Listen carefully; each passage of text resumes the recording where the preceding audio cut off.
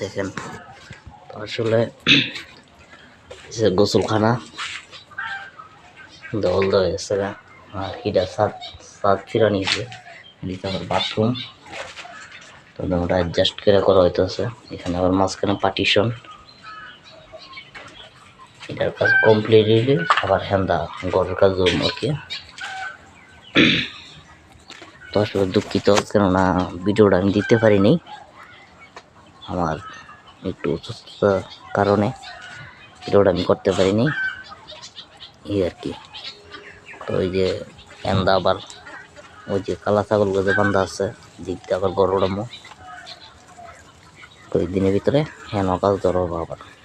তো মশলা গুলো দেখেন ছাগল কিভাবে সকালবেলা খাবার দিয়ে দিছি,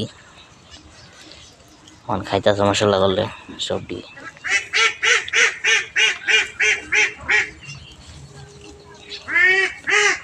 দেখুন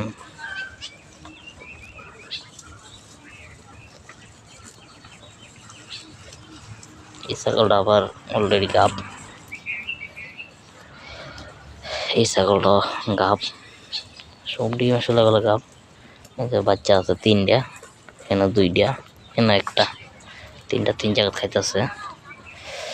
আর এই দুইটা হাসি কিনা আনছি ঈদের লেগে, কোরবানি ঈদ তো তার জন্য আনছি কিনা এই আর কি।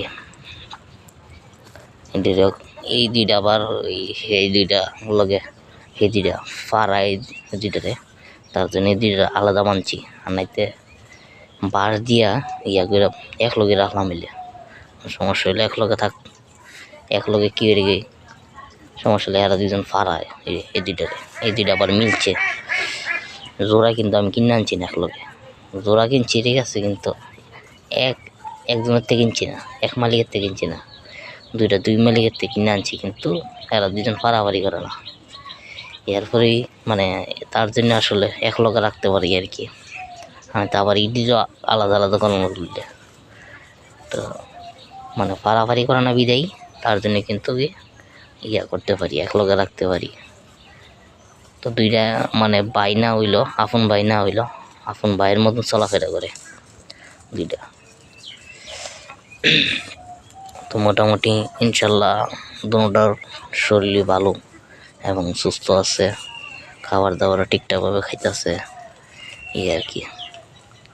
তো চেষ্টা করি সর্বোচ্চ পরিমাণ যে আসলে ভালোটা করার জন্য।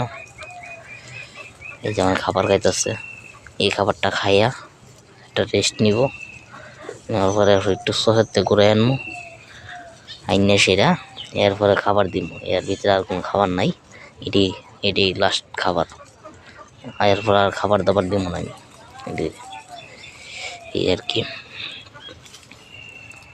তো আসলে আমার ভিডিওটি কে এখন থেকে দেখতেছেন একটু কমেন্ট বক্সে আমাকে জানাবেন।